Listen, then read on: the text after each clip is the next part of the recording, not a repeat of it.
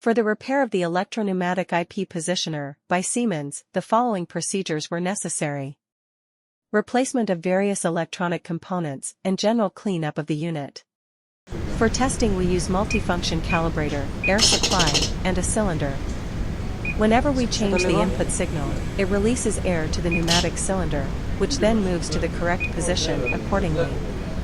No further testing is possible due to the absence of additional units.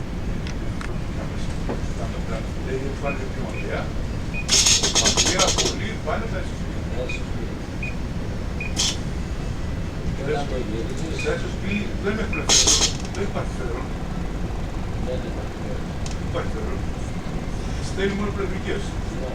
USB, LSB. Το USB σημαίνει να είναι αυτά όλα μέσα από τα